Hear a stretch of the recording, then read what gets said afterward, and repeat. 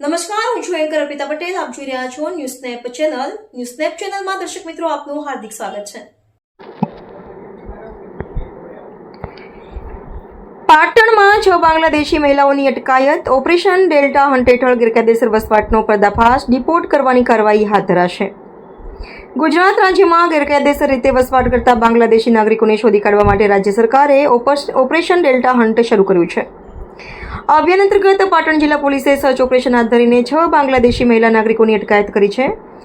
પકડાયેલી તમામ મહિલાઓની સંયુક્ત પૂછપરછ અને કાયદાકીય પ્રક્રિયા પૂર્ણ થયા બાદ તેમને તેમના દેશમાં પાછા મોકલવાની કાર્યવાહી હાથ ધરવામાં આવશે.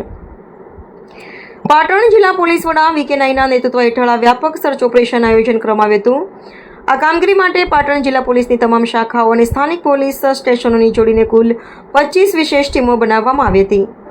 આ ટીમો દ્વારા જિલ્લાના અલગ અલગ 68 જેટલા શંકાસ્પદ સ્થળો પર એકસાથે તપાસ કરવામાં આવી હતી. આ સઘન ચેકિંગ દરમિયાન પોલીસ ટીમોએ કુલ 15 શંકાસ્પદ વ્યક્તિઓની અટકાયત કરી હતી. પકડાયેલા તમામ શંકાસ્પદ વ્યક્તિઓની પોલીસે સઘન પૂછપરછ કરી અને તેમના દસ્તાવેજોની ચકાસણી કરી. આ પૂછપરછના અંતે કુલ 6 બાંગ્લાદેશી મહિલા નાગરિકો ગેરકાયદેસર રીતે વસવાટ કરતી હોવાનું સામે આવતા તેમની વિધિવત અટકાયત કરવામાં આવી છે. રિપોર્ટર પંકજ સાધુ, પાટણ. ન્યૂઝ સ્નેપ ચેનલને લાઇક કરો, શેર કરો, સબસ્ક્રાઇબ કરો. ગુજરાત સરકારના ગૃહ વિભાગ દ્વારા ગુજરાતમાં ગેરકાયદેસર રીતે રહેતા બાંગ્લાદેશીઓને શોધી કાઢવા માટે ઓપરેશન ડેલ્ટા હન્ટ ગઈકાલે મોડી રાતથી શરૂ કરવામાં આવ્યું હતું. જેના ભાગરૂપે પાટણ જિલ્લામાં 68 જેટલા લોકેશન ઉપર 25 જેટલી ટીમો બનાવી અને આ લોકોને શોધવા માટેની કામગીરી કરવામાં આવી હતી.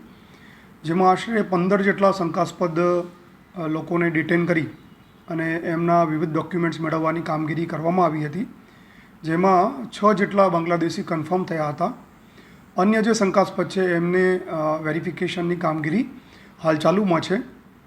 જે લોકો વેરીફાઈ થયા છે, કન્ફર્મ થયા છે કે જે બાંગ્લાદેશીઓ છે, એમને જોઈન્ટ ઇન્ટ્રોગેશનની કામગીરી અને ત્યારબાદ એમના ડિપોર્ટ કરવાની કામગીરી નેક્સ્ટ તબક્કામાં કરવામાં આવશે.